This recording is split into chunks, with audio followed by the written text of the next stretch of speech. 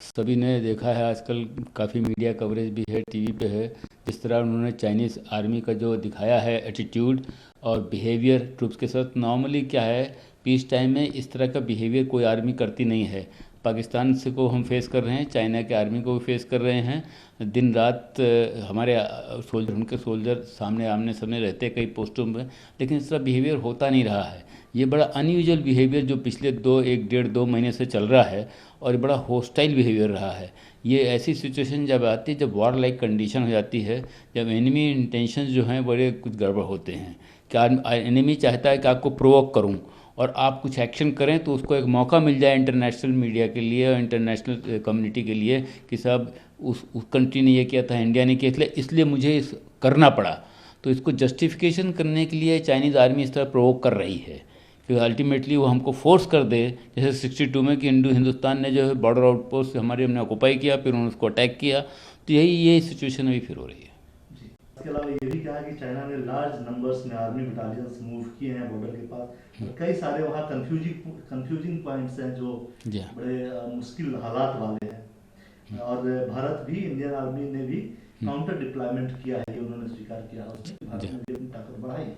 जी हाँ, देखिए satellite pictures भी रही हैं, ये अमेरिका से आई थी अब, और एयर में भी दिखाई गई थी कि काफ़ी ट्रूप्स, बैरक्स, उनके जो हैं आदमी सैटेलाइट के माध्यम से देखे गए हैं वहाँ पर। उन्होंने हैवी मोबिलाइजेशन किया है। उनका यही है कि हम ज़रा सा प्रोवोक करेंगे, उसके बाद वो एरिया जो उन्होंने क्लेम किया है अटैक करेंगे। अल्टीमेटली वो एरिया ऑफ डोमिनेंस लेना चाहते हैं, रोड पे आना चाहते हैं, जिससे कि हिंदुस्तान का मूवमेंट वो लद्दाख के लिए ख़त्म कर दें और हिंदुस्तान की सप्लाई ख़त्म हो जाए, तो कट ऑफ हो जाए।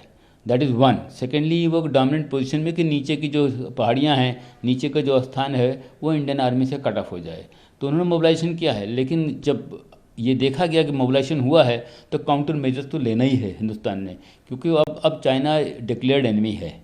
तो हिंदुस्तान आर्मी ने, जैसा कि हमने देखा है, सुना है कि इंडियन आर्मी ने भी सूटेबल मेजर्स लिए हैं कि ऐसा सिचुएशन ना आए जिससे वो अटैक करके हमारा कोई पोर्शन लें और उसके लिए फिर हमें काउंटर अटैक करना पड़े, दुगनी मेहनत करना पड़े, अपने आदमियों का लॉस ऑफ ट्रूप्स हो जाता है। ये अच्छी बात नहीं है। और युद्ध लाइक जो है, वॉर लाइक सिचुएशन ना हो तो अच्छा है। तो हम चाहते हैं कि वो जो LAC और LOC जो थी पहले, वो मेंटेन रहे। ना हम उनका कोई एरिया लेना चाहते हैं, ना हम चाहते हैं कि हमारा कोई एरिया उधर जाए। जो अभी तक जो सिचुएशन बनी है, स्टेटस को एंटी बनी रहे। सर, हाउस को ये भी बताया गया कि भारतीय सेना इससे पहले भी अपने बॉर्डर की रक्षा बॉर्डर मैनेजमेंट करती आई है, अभी जो किया था कुछ दिन पहले। और वहाँ के चाइनीज डिफेंस मिनिस्टर के साथ अपनी वार्ता में उन्होंने साफ साफ कहा कि हम लोग लड़ाई नहीं चाहते, हम लोग वहाँ तनाव नहीं चाहते, लेकिन अगर दिक्कत हुई, अगर गड़बड़ी हुई, तो इंडियन फोर्सेज अपनी सोवरेनिटी और टेरिटरी को मेंटेन करने के लिए काउंटर मेजर्स लेंगे और बॉर्डर मैनेजमेंट करेंगे। देखिए, इसमें कोई शक नहीं है, 62 के बाद से हम बॉर्डर मैनेजमेंट कर ही रहे हैं, और अभी तक कोई एक दो दफ़ा बीच में चाइना के साथ टेंशन हुई थी, लेकिन कोई ऐसी वारदात नहीं हो पाई कि जाके हमारे पास अंडर मास स्केल में इंट्रूजन करते रहें।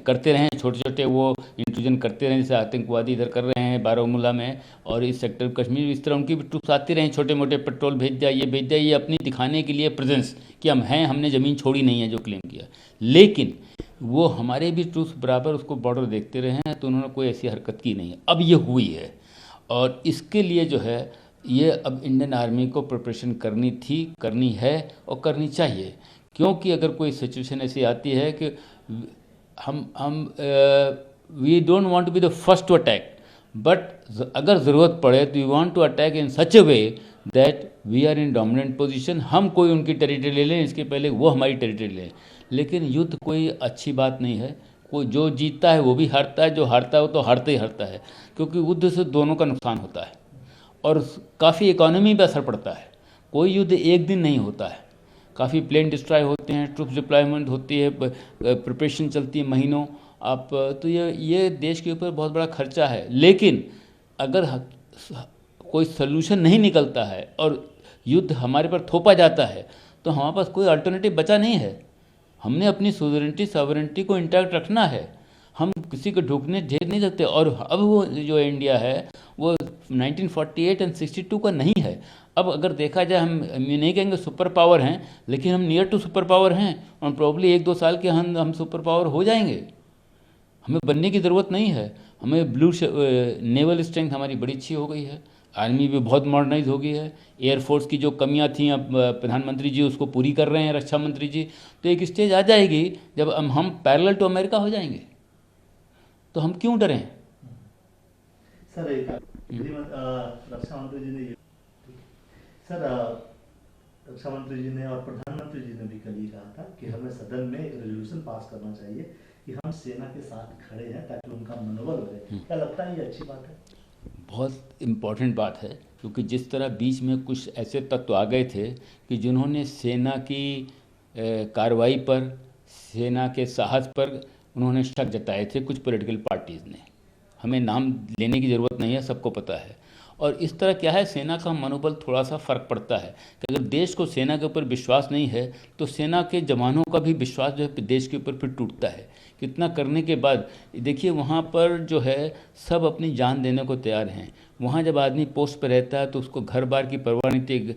बीवी बीमार है, फादर बहुत बीमार हैं, उनकी कोई ज़मीन ले रहा है, वो सब छोड़ के वो वहाँ खड़े रहते दिन रात 24 घंटा -40 डिग्री टेंपरेचर में। और देश में कोई ऐसे तत्व इस तरह बात करते हैं तो फ़र्क पड़ता है। इसलिए मोदी जी ने बिल्कुल ठीक कहा, राजनाथ सिंह बिल्कुल ठीक कहा कि ये हमें उनको जो बताना है कि आज सारा देश आपके पीछे खड़ा है।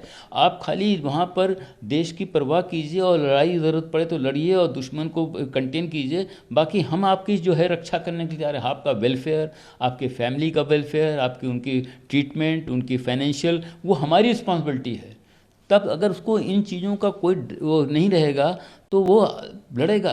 ब्रिटिश टाइम में होता था, देखिए वहाँ तो ये था अगर कोई सोल्जर की प्रॉब्लम होती थी तो ये ऑर्डर थे कि डिस्ट्रिक्ट मजिस्ट्रेट को चिट्ठी जाएगी, डिस्ट्रिक्ट मजिस्ट्रेट के घर तक जाता था जवान के और अफसर के, और उनको मिल के आता था, उसकी कोई प्रॉब्लम होती सॉर्ट आउट करता था। इसलिए कि जवान को कोई मेंटल टेंशन नहीं होनी चाहिए, कोई घर की परवाह नहीं होनी चाहिए। तो ये बहुत ज़रूरी है उनका एश्योरेंस है कि हमारे पीछे सारा देश है।